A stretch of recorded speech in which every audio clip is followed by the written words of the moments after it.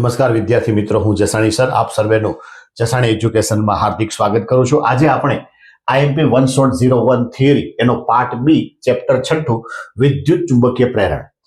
આ વિડીયોની અંદર આપણે 5 થિયરી લેવી છે અને એ થિયરી આઈએમપી છે અને પ્લસ બોર્ડમાં પૂછાય તો ખરેખર કેટલું લખવાથી આપણને પૂર્ણ માર્ક મળે એ પ્રકારે આપણે આ થિયરી સમજાવવાનો પ્રયત્ન કરશું. પહેલું છે પ્રેરકત્વ એટલે શું સમજાવો, એનો આધાર શેના પર છે? એકમ અને પારિમાણિક સૂત્ર. તો કે નજીક રાખેલા બે ગુચડાઓ પૈકી કોઈ એક ગુચડા સાથે સંકળાયેલા ચુંબકીય ફ્લક્સમાં ફેરફાર કરીને વિદ્યુત પ્રવાહ પ્રેરિત કરી શકાય તેને પ્રેરકત્વ કહેવામાં આવે છે. ગુચડા કેટલા લેવાના? બે. એમાંથી કોઈ એક ગુચડા સાથે સંકળાયેલા ચુંબકીય ફ્લક્સમાં ફેરફાર કરવાનો. કોને લીધે? બીજા ગુચડામાં વહેતા પ્રવાહને લીધે. તો બીજા ગુચડામાં એમ કહેવાય કે પ્રવાહ પ્રેરિત થાય છે. પ્રેરિત થતો પ્રવાહ ગુચડા સાથે સંકળાયેલ ચુંબકીય ફ્લક્સના સમપ્રમાણમાં હોય છે. આ ખાસ યાદ રાખવાનું કે ફ્લક્સ બી ચલે છે આઈ. ગુચડાના આકાર સમય સાથે ન બદલાય તો d∅/dt ચલે છે di/dt. જો n ગુચડા હોય તો n ફ્લક્સ બી ચલે છે આઈ. અહીંયા સમપ્રમાણતાનો અચળાંક આવે. અહીંયા સમપ્રમાણતાનો શું આવે? અચળાંક. દાખલા તરીકે આપણે આવું કરી શકીએ, n ફ્લક્સ બી Li.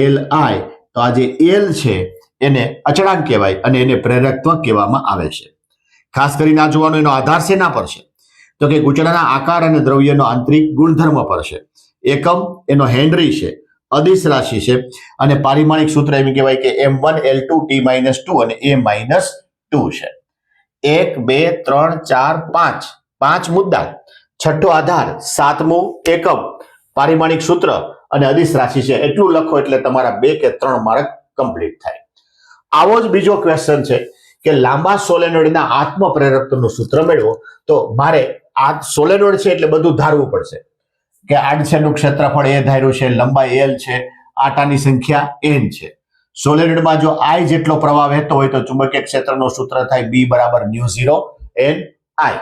મારે ફ્લક્સ જોતું હોય, કુલ ફ્લક્સ, તો કે n∅b = nba.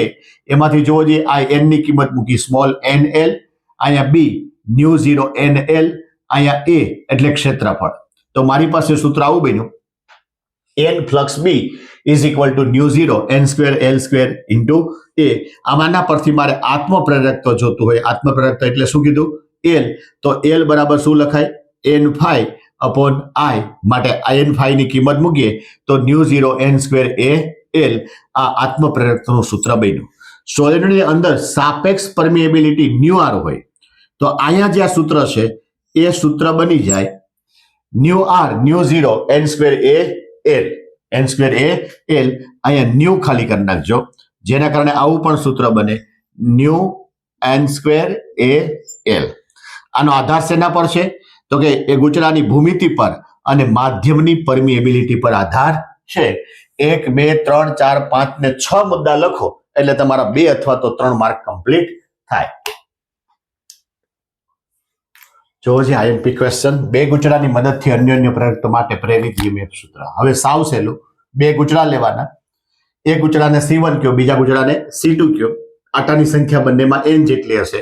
C1 સાથે ગેલ્વેનોમીટર જોડ્યું, C2 સાથે મેં બેટરી જોડી છે.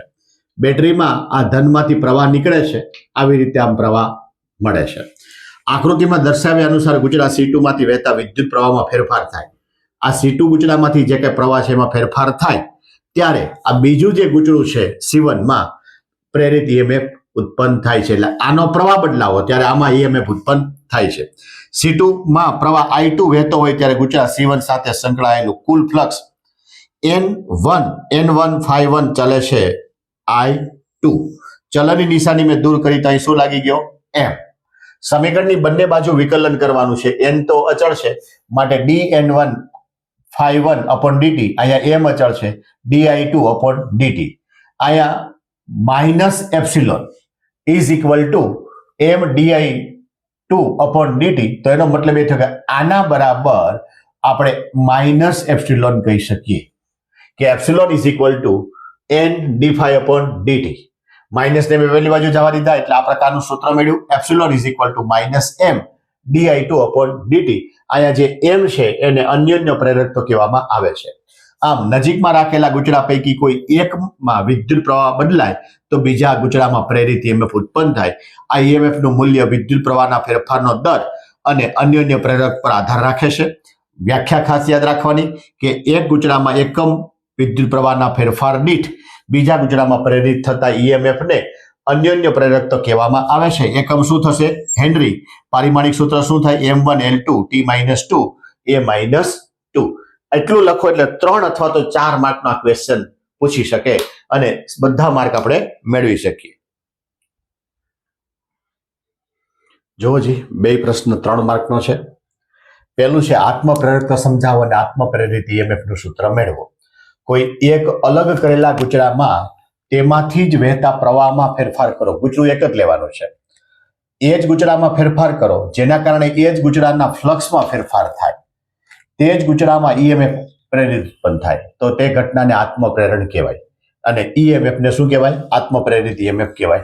આગળનો જે હતું અનન્ય, એમાં બે ગુચડા હોય, એકમાં પ્રવાહમાં ફેરફાર કરો તો બીજાના ફ્લક્સમાં ફેરફાર થાય. અહીંયા એક જ ગુચડું છે, એક ગુચડાના પ્રવાહમાં ફેરફાર કરો તો એ જ ગુચડાના ફ્લક્સમાં ફેરફાર થાય. એન આટાવાળા ગુચડા સાથે સંકળાયેલ ફ્લક્સ એ ગુચડામાંના વિદ્યુત પ્રવાહના સમપ્રમાણમાં હોય છે. માટે એન ફ્લક્સ બી ચલે છે આઈ. ચલનની નિશાની દૂર કરો તો અહીં શું લગાવી દીધું? એલ. એલ એટલે શું થાય? આત્મપ્રેરકત્વ. પ્રેરિત ઈએમએફ નું સૂત્ર છે epsilon is equal to N D N flux B upon DT. માટે is equal to L DI upon DT. આત્મપ્રેરકત્વ એટલે ગુચડામાં એકમ પ્રવાહ દીઠ ગુચડા સાથે સંકળાયેલ કુલ ફ્લક્સને ગુચડાનું આત્મપ્રેરકત્વ કહેવામાં આવે છે. માટે L is equal to N flux upon I. એનો જે આધાર છે એ ગુચડાના આકાર પર, આટાની સંખ્યા પર અને એ ગુચડાના માધ્યમ પર રહેલો છે. એનો જે એકમ છે હેનરી છે, વોલ્ટેજ સેકન્ડ પર એમ્પિયર છે અથવા તો વેબિયર પર એમ્પિયર છે. પારિમાણિક સૂત્ર છે M1L2 T-2 A-2. આત્મપ્રેરક તો પૂછે તો એટલું લખવું પડે. એમાં ખાસ કરીને આધાર, એકમ અને પારિમાણિક સૂત્ર ભૂલાય નહીં. અહીં વ્યાખ્યા પણ અલગથી આપવાની છે. બીજું છે ઇન્ડક્ટર. ઇન્ડક્ટરમાં સંગ્રહિત ઉર્જા U બરાબર 1/2 Li નો સ્ક્વેર મેળવો. તો કે પરિપથનો જે ઘટક આત્મપ્રેરકત્વનો ગુણધર્મ ધરાવે એને ઇન્ડક્ટર કહેવામાં આવે. ઇન્ડક્ટર એટલે ખરેખર તો ઇન્સ્ટ્રુમેન્ટ થયું.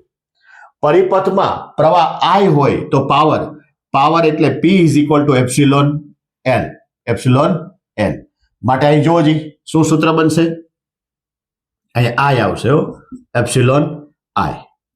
ક્યાંના પરથી આવ્યું? તો કે પાવર બરાબર VI. આવું સૂત્ર ક્યાંક સાબિત થયું હશે ત્રીજા ચેપ્ટરમાં. તો V ની જગ્યાએ શું આવી ગયું? એપ્સિલોન આવી ગયું. હવે અહીંયા પાવરને dw ના છેદમાં dt બરોબર કહેતા ઉર્જાના છેદમાં સમય. તો અહીંયા એપ્સિલોન I. એપ્સિલોનની કિંમત શું થાય? અહીં મેં માનાંકમાં લીધું એટલે માઇનસ નીકળી ગયા. L di upon dt. હવે આ સૂત્રની અંદર મૂકીએ તો L di upon dt into I. બે બાજુથી dt ઉડી ગયા તો શું થયું?